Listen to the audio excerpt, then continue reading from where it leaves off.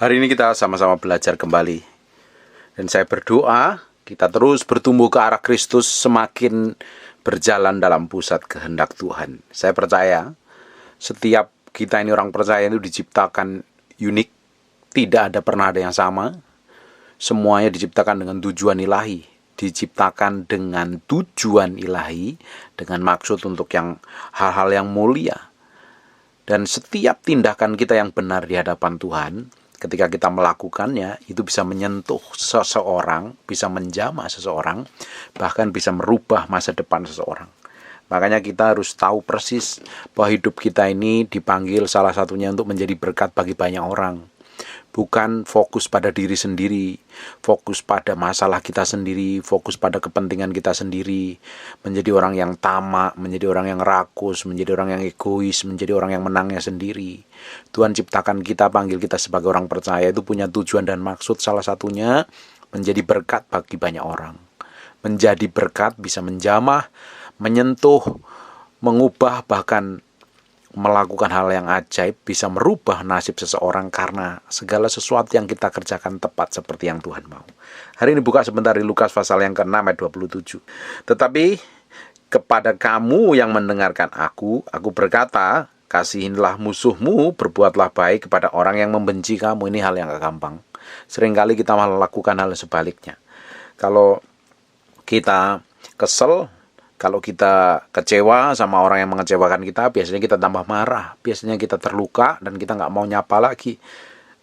Saya juga pernah ngalami hal seperti ini. Tapi bertambahnya waktu pengenalan saya akan Tuhan, pengenalan saya akan kebenaran, semakin hari hati saya diubah Tuhan.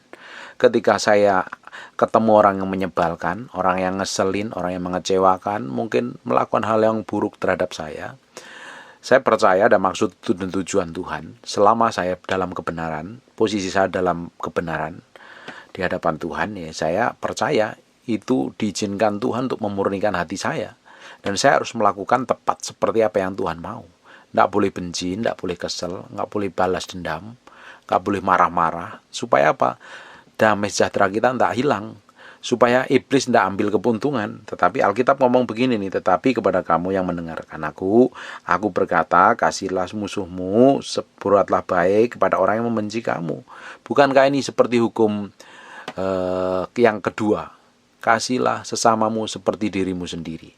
Saya percaya kita harus menghidupi ayat ini. Kita justru malah disuruh berbuat baik sama musuh kita. Orang yang musuhin kita, saya berkali-kali dimusuhin orang. Nggak tahu ujung pangkalnya, mungkin karena salah satunya iri. Nah, sebenarnya apa yang diirikan dari saya? Nggak ada yang perlu dibanggakan dari diri saya. Saya juga dari orang kampung, dari desa, dari orang yang sederhana, dibesarkan dari keluarga sederhana, kaya juga nggak kaya. Jadi ganteng juga nggak terlalu ganteng. Ganteng kata emak saya aja. Tapi seringkali ada orang iri. Suatu hari ketika saya pelayanan di satu gereja, waktu itu saya bernaung, ada senior pastor saya, itu ngiri dengan saya rasa. Seringkali dia, istilah orang Jawa itu nabok nyilih tangan. Dia mau tegur saya, mau pukul saya selalu pakai orang lain. Saya pernah dimaki-maki, segala macam. Saya diperlakukan buruk dan segala macam. Saya tenang saja, saya lakukan bagian saya. Saya pernah di email, dimaki-maki luar biasa. Saya temuin orang yang email saya. Padahal itu saya percaya itu utusannya dari atasan saya secara. Ini pendeta loh, sama pendeta. Ini atasan saya ini pendeta. Saya dimaki-maki luar biasa. Dituduh, difitnah. Bukan main. Saya temuin orang yang email saya itu. Saya rasa emailnya masih saya simpan. Dan kalau nggak salah ya, ada di email saya soalnya. Nah, saya temuin dan saya bilang terima kasih buat tegurannya. Saya percaya apa yang kamu tulis, apa yang kamu katakan, apa yang kamu lakukan sama saya itu seizin Tuhan. Dan saya anggap semua teguranmu, nasihatmu seperti kata-kata Tuhan. Jadi saya dengan damai loh. Saya damai, saya tenang, saya enjoy. Saya relax, nggak ada masalah apa-apa. Dan saya lihat sampai hari ini ujungnya orang yang dipakai untuk nabok saya itu nggak tahu ujungnya kemana. Makanya selama saya ini melakukan hal yang benar, saya akan lakukan seperti yang Tuhan mau. Saya nggak protes. Tapi seringkali kalau kita ini diperlakukan buruk kan kita seringkali protes. Kita bela diri dan lain sebagainya. Saya lakukan itu. Terus pemimpin saya temuin dan saya bilang, saya nangis, I'm sorry, saya nggak bisa jadi hamba Tuhan yang baik, nggak bisa dukung pelayananmu, dan I'm sorry, saya yang salah. Padahal saya nggak ngelakuin apa-apa, tapi saya datang minta maaf. Bukan berarti saya ini hina, tidak. Saya melakukan bagian saya sebagai hamba Tuhan yang ngerti kebenaran. Saya harus belajar minta maaf dahulu. Dan ujungnya hari ini, ya saya nggak perlu ngomong lah. Kita lihat dia sampai pernah dipermalukan oleh gembala senior dan diperlakukan buruk dan lain sebagainya, sampai kena segala macam lah. Itu urusannya dia dengan Tuhan. Tapi saya tetap bangun hubungan baik sama istrinya, sama dia secara pribadi. Bahkan ketika dia ulang tahun, saya berusaha berikan yang terbaik. Saya lakukan yang terbaik bagian saya. Nah, ini tidak gampang nih. Kadang kalau kita ini mengasihi orang yang baik kepada kita itu kan mudah. Tapi kalau ngasihin orang yang menjengkelkan itu tidak gampang. Makanya kasihlah musuhmu. Suruh mengasihi musuh kita, nggak boleh membenci, nggak boleh balas dendam, nggak boleh ngomel-ngomel, malah suruh mengasihi. Kasihilah artinya juga memberikan kasih. Kasih, kalau real kasih adalah mengasihi orang yang nggak layak dikasih. Ya, kita ini kan sebenarnya orang yang nggak layak dikasih Tuhan sebenarnya kita ini. Kalau Tuhan aja rela mengasihi kita dari orang kita manusia yang bejat, yang rusak, yang bobrok, yang karakternya kacau, dikasihi Tuhan, bagaimana kita nggak bisa melakukannya dengan orang lain yang menyebalkan kita? Kalau Tuhan sudah melakukan hal yang dahulu, harusnya kita ikutin dong caranya Tuhan. Simple kan? Tapi yang jadi masalahnya kan daging kita sering nonjol. Kita susah melakukannya itu. Karena kita merasa benar, kita merasa suci, karena kita merasa hebat, merasa segala-galanya. Ketika orang melakukan hal buruk kepada kita, memperlakukan buruk kepada kita, kita merasa dia terhina dan harus dihajar. Padahal bayangin Bapak Ibu, Tuhan seringkali kan gak pernah putus asa sama kita. Berapa banyak Tuhan melihat kita ini melakukan kesalahan dan pelanggaran itu fatal di hadapan Tuhan. Tapi ketika kita datang kepada Tuhan, kita minta ampun dari semua kesalahan kita, Tuhan dengan kasih karunia-Nya ampuni kita, terima kita kembali. Bapak Ibu punya kesalahan apa? Mungkin kelakuanmu buruk, mulutmu jahat sama orang, tukang maki orang, tukang mukul orang, tukang hajar orang, mungkin jadi pembunuh, mungkin jadi penjinah, mungkin pernah selingkuh, pernah nyakitin, nyuri uang mungkin, nipu, menjual nama Tuhan dan lain sebagainya, berkelakuan jahat. Ketika kita datang dengan rendah hati dan nangis di hadapan Tuhan, akuin semua dosa dan kesalahan kita di hadapan Tuhan, bukankah Allah setia dan adil? 1 Yohanes 1 ayat 9. Dia mengampuni semua dosa dan kesalahan kita. Tuhan tuh lakukan itu sama kita. Bahkan berkali-kali kita lakukan hal yang sama terus dan menyakitin hati Tuhan. Ketika kita datang kepada Tuhan, Tuhan ampuni.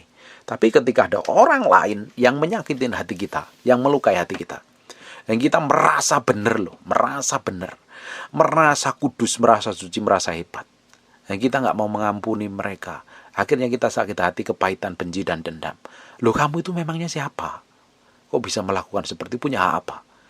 Kamu mau jadi Tuhan buat orang lain, menghakimi, menuduh. Bukankah kalau kita melakukan seperti itu, iblis yang mendapat keuntungan? Iblis diuntungkan dari semua kebodohan, kesalahan kita, tindakan kita yang ngaco dan ngawur. Makanya kita sebagai anak Tuhan harus benar-benar ngerti firman, melakukan kebenaran. Jangan sampai hidup kita ini sama dengan orang dunia.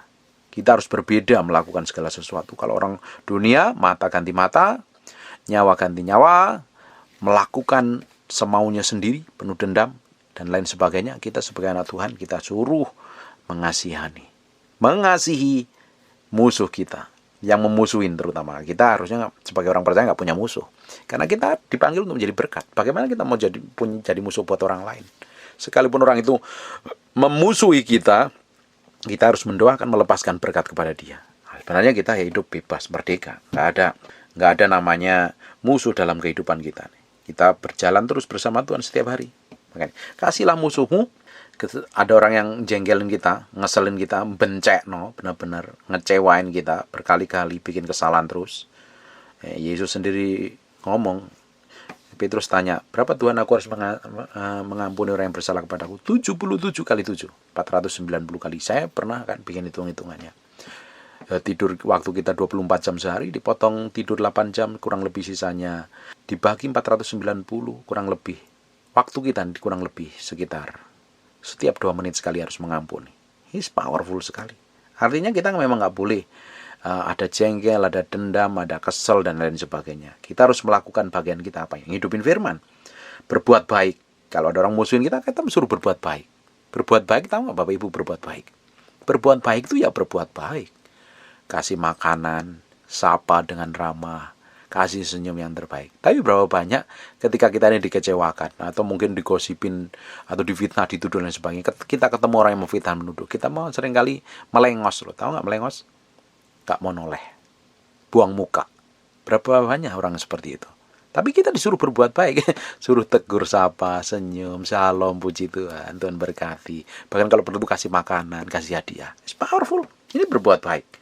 Baik pada orang yang membenci kamu, apalagi orang yang membenci kita.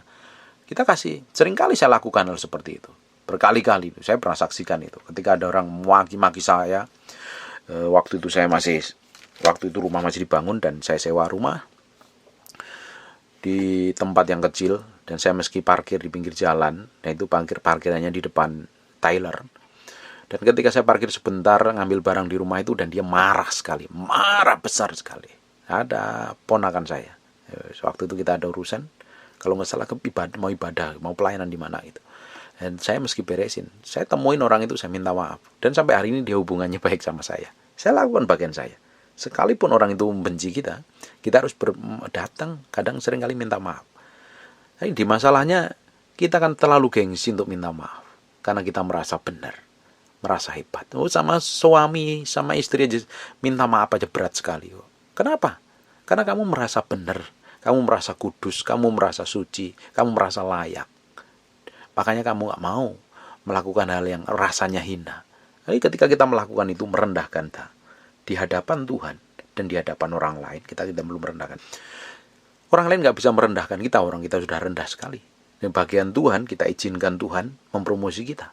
Ketika kita ini merendahkan hati kita, bukan merendahkan diri ya, ketika kita ini merendahkan hati kita di hadapan orang lain dan di hadapan Tuhan, sebenarnya kita beri Tuhan waktu untuk mempromosi kita. Berikan Tuhan kesempatan untuk mempromosi kita, meninggikan kita. Itu penting sekali. Kita harus belajar rendah hati, minta maaf. Sama pasangan kita harus belajar minta maaf. Sama anak juga belajar minta maaf. Sama orang lain, sama bos, sama pimpinan, sama pendeta atau siapapun juga, kita salah ya, kita akuin kesalahan kita. I'm sorry. I am sorry itu kan enggak sulit kan ngomong seperti itu. Tapi pada kenyataannya kan orang itu susah ngomong seperti itu. Karena apa? Ego, harga dirimu lebih tinggi. Emosimu lebih tinggi. Kamu merasa, orang itu kalau udah merasa segala sesuatu tuh susah ditegur, susah dinasihatin, karena seluruh jagat raya harus takluk kepada dia. Dan akhirnya apa? Hidupnya ngawur dan kacau secara berantakan. Sekarang buka Lukas pasal yang ke-6 ayat 33. Sebab jikalau kamu berbuat baik kepada orang yang berbuat baik kepadamu, apa jasamu? Orang-orang berdosa pun berbuat demikian.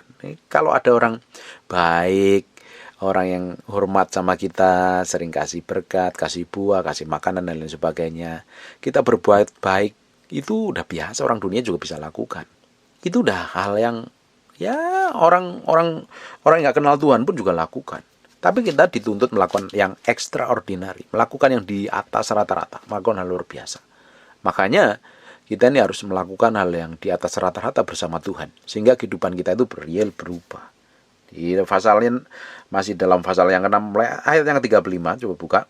Tetapi kamu kasihlah musuhmu dan berbuat baiklah kepada mereka. Kita suruh mengasihi dan berbuat baik. Ini baru luar biasa. Mereka dan pinjamkan dengan tidak mengharapkan balasan. Kalau ada orang mau pinjam. Udah, Bapak Ibu, ini saya ngomong tentang hutang. Kalau Bapak Ibu mau hutangin uang orang, ada orang datang kepadamu pinjam uang, dan dia janji segala macam ini itu, udah dah, kalau kamu mau berikan uangmu untuk dipinjamkan, kamu harus belajar merelakannya loh. Kalau enggak nanti kamu ikut mikir terus.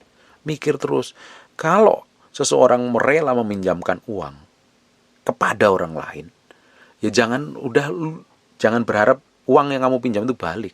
Ya puji Tuhan kalau dibalikin. Kalau nggak dibalikin ya anggap aja itu berkat buat dia. Hati kita nggak kesel, hati kita nggak jengkel, hati kita nggak dongkol, hati kita nggak mengharapkan. Kan dia sendiri lagi susah. Waktu dia susah dan nggak tahu kapan waktunya dia bisa dipulihkan. Dia kamu mengharapkannya, tiap hari mengharapkannya. Padahal kamu ingin memberi tapi kamu mengharapkan padahal dianya sendiri belum mampu memberi, akhirnya kita kecewa. Saya sering kali pakai begini, ketika orang pinjam uang dengan saya dan yang nilai yang dipinjam itu besar dan saya memang nggak punya uang, saya kasih seadanya. Saya nggak pinjami, saya kasih seadanya, semampu saya kasih.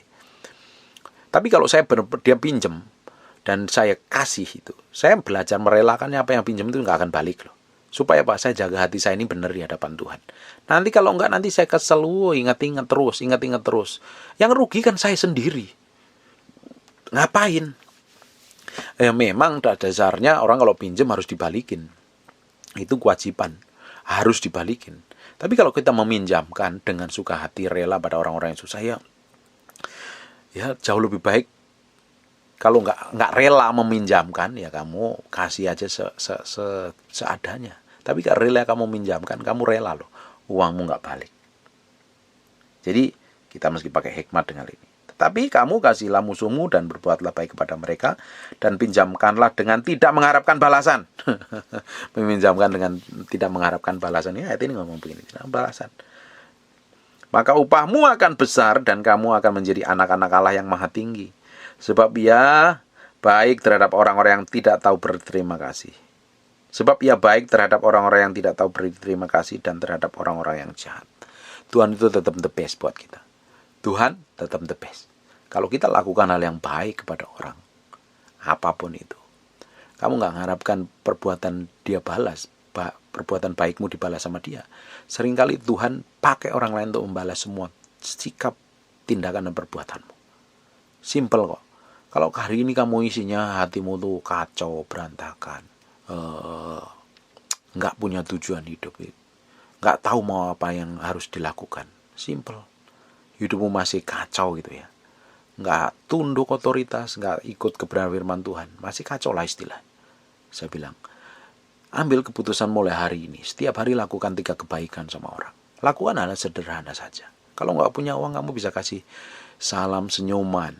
Seringkali saya datang ke mall gitu ya, saya belajar menghargai OB, office boy, office mall itu yang bersihin di toilet, kan bilang. Saya bilang sih thank you. Saya tinggal di apartemen dan kalau ketika di bawah itu ada, ketika saya mau ke lobby ada yang lagi ngepel, bilang sorry ya mbak, saya lewat. Saya belajar melakukan hal sederhana. Itu kan hal sederhana ya. Kan menghargai orang-orang yang orang anggap pekerjaannya itu status sosialnya lebih rendah. Saya coba hormatin. Ada sopir, saya hormatin sopir. Pembantu, saya perlakukan dengan baik. Ngomong dengan baik. Jangan jadi orang merasa penting dan tinggi hati. Merasa dirimu punya segala sesuatu. Karena kau bayar pembantumu, kau bayar sopirmu, kamu perlakukan mereka buruk. Bagaimana kamu bisa menjadi berkat? Loh, kita ini dipanggil untuk jadi berkat buat orang lain loh. Bisa saja perbuatan baik kita, sikap baik kita, apa yang kita lakukan itu bisa menjamah orang itu seumur hidupnya, bisa mengubah masa depannya. Karena merasakan Tuhan melalui hidup kita. Jadi kita mesti tahu persis nih, panggilan hidup kita dipanggil untuk jadi berkat bagi banyak orang. Kita lakukan yang terbaik.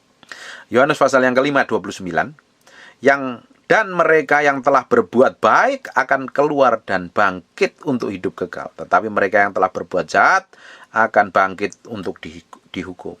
It's powerful kan? Ya, pelakuan aja hal baik. Apapun itu. Kamu bisa ngomong manis sama pasangan hidupmu, mulai ngomong manis. Kalau yang ngomong biasanya kasar, ketus, seenak jidatmu sendiri. Coba sekarang ngomong yang manis. Panggil panggilan yang mesra. Tunjukkan sikap yang baik. Sama anak-anak pun juga sama. Anak-anak sama orang tua pun juga sama. Sama orang lain, sama bos, sama siapapun. Ngomong yang baik dan sopan. Simpel kan? Lakukan yang baik. Berbuat baik itu kan mudah sebenarnya. Dengan kita belajar berbuat baik, sebenarnya kita belajar mematikan semua ego, harga diri kita, emosi kita, dan lain sebagainya. Di Kisah Para Rasul, pasal yang 10 ayat 38, tahu nggak Yesus, apa yang dilakukan Yesus dalam hal ini? Yesus pun melakukan apa yang saya ajarkan hari ini. Ini kita mengikuti contoh dari apa yang Yesus lakukan. Di Kisah Para Rasul 10 ayat 38. Yaitu tentang Yesus dari Nazaret. Bagaimana Allah mengurapi dia dengan Roh Kudus dan kuasa. Orang Kristen harusnya diurapi Roh Kudus. Memiliki kuasa dan otoritas. Berjalan dalam kuasa Tuhan. Dalam hadirat Tuhan. Dia berjalan dan berkeliling sambil berbuat baik. Ini Yesus lakukan sambil berbuat baik. Kalau kita menjadi sama seperti Yesus, harusnya kita lakukan hal yang sama. Dan menyembuhkan semua orang yang dikuasai iblis, sebab Allah menyertai dia. Kalau Allah berreal menyertai hidupmu, saya bilang, dengerin baik-baik. Kalau kamu nih ngaku orang Kristen, sudah bertahun-tahun, sudah lahir baru, sudah rajin gereja, sudah rajin memberikan persembahan, dengerin baik-baik. Kamu harus lakukan perbuatan baik di orang di sekitarmu. Bahkan, kamu harus ngikutin, berjalan dalam kuasa dan otoritas Tuhan. Kalau kamu ngaku dipenuhi Roh Kudus, kamu nggak memiliki otoritas dan kuasa Tuhan. Perlu dipertanyakan, real nggak kekristenanmu itu? Oh, kita ini mengikuti cara hidup Yesus. Cara hidup Yesus itu berjalan, berkeliling sambil berbuat baik. Dan menyembuhkan semua orang yang dikuasai iblis, sebab Allah menyertai dia. Oh Pak, itu doain orang yang kerasukan setan, nanggeng setan, pelayan pelepasan. Itu kan tugasnya pendeta. Kita semua orang percaya diberikan otoritas untuk mengusir setan. Bahkan kita menjadi berkat bagi banyak orang, memberitakan Injil Kerajaan Allah. Itu bagian kita. Itu janjinya Tuhan.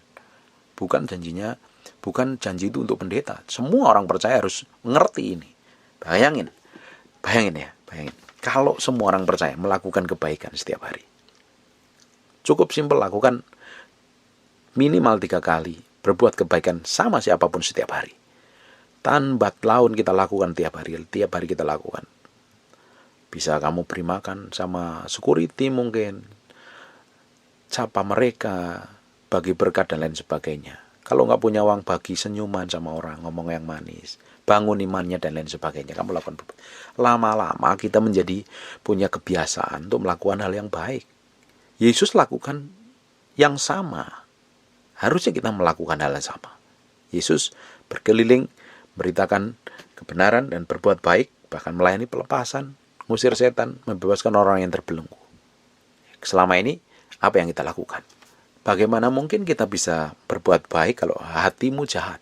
Bagaimana kamu bisa berbuat baik kalau engkau tamak, serakah, fokus semua diri sendiri? Makanya orang kalau terbiasa melakukan hal baik ini, hatinya pelan-pelan diubah terus menjadi serupa segambar dengan Tuhan.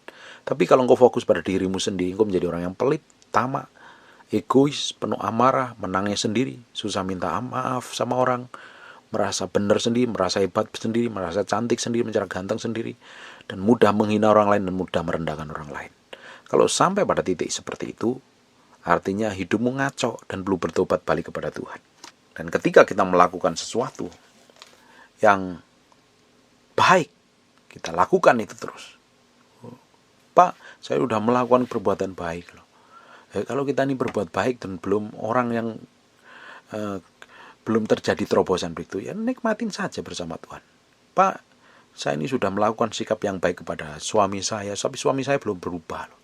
Ada saatnya, ada waktunya. Dengerin baik-baik ini, Galatia 6 ayat 9. Jangan pernah jemu-jemu. Jangan kita jemu-jemu berbuat baik.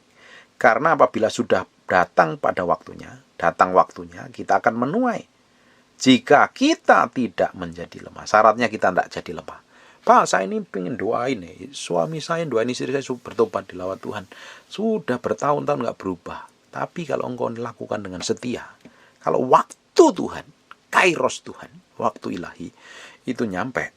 Dan kita didapati nggak jadi lemah loh, nggak gerutu, nggak ngomel, cepat dipulihkan. Makanya hati-hati nih. Kalau pasangan hidupmu, anak-anakmu, keluargamu ada yang kacau dan berantakan, kerjaanmu ngomel terus, nuntut terus, marah-marah terus, malah dia nggak berubah-berubah. Tapi ketika kau lakukan yang terbaik, kamu berikan contoh bahwa engkau menghidupin firman dahulu dan imanmu semakin bertumbuh dalam Kristus, kamu akan melihat perkara ilahi. Orang-orang diubahkan melalui hidupmu. Mereka yang kamu layani diubahkan Tuhan. Mereka yang kamu konselingi diubah Tuhan. Mereka akan mengalami Tuhan melalui hidupmu. Saya bilang hidup kita adalah berbicara tentang orang lain yang dijamah Tuhan, diubah Tuhan. Berbicara tentang orang yang diberkati Tuhan, orang yang dipulihkan Tuhan.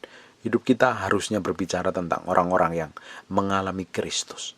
Tapi ketika hidup kita ini penuh dengan diri kita sendiri, egois, amarah, lain sebagainya, buruk-buruk itu, setan yang akan berkuasa atas hidupmu.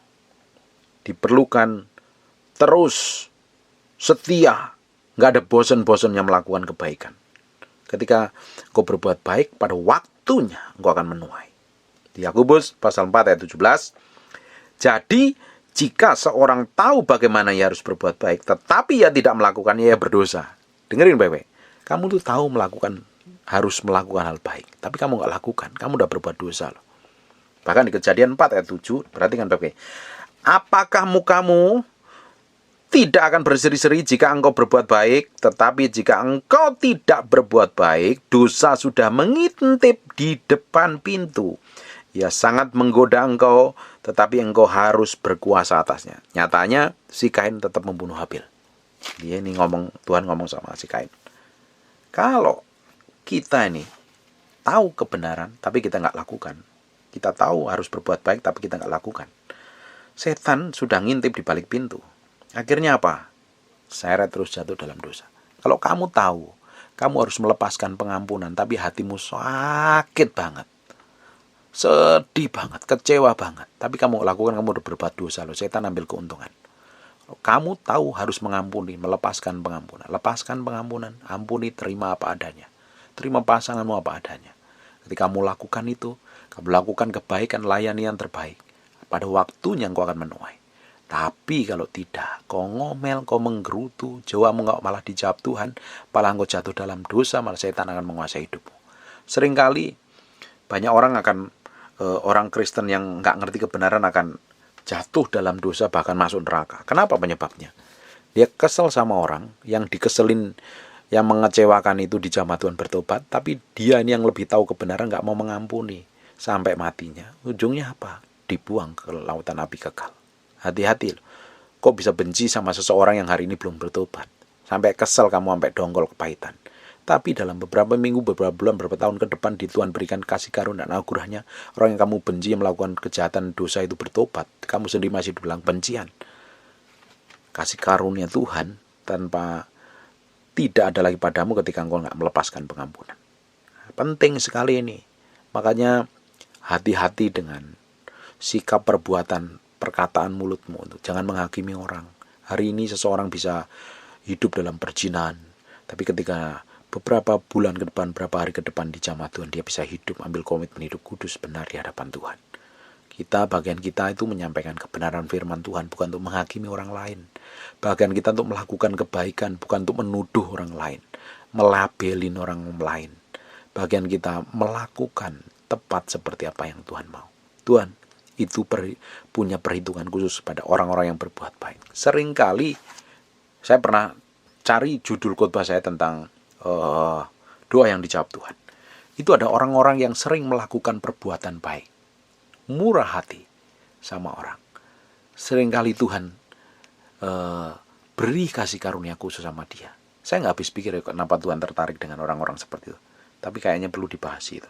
Kenapa kok Tuhan tuh seringkali hatinya tuh terenyuh dengan orang-orang yang memberikan kebaikan terhadap orang lain. Bahkan ingat, ada seorang pelacur yang menumpahkan buli-buli berisi minyak narwastu yang mahal itu. Karena bukti cinta dan mengasihi dia. Dan Tuhan sekali-kali tersentuh dengan seperti itu. Untuk mematikan daging kita, egois kita, harga diri kita yang terlalu tinggi. Belajar berbuat baik setiap hari. Sekalipun orang itu menjengkelkan, mengecewakan, melukai dan lain sebagainya, harus tetap berbuat baik. Bagi istri, berbuatlah baik bersama suamimu yang belum bertobat. Setia, tekun, jangan putus asa.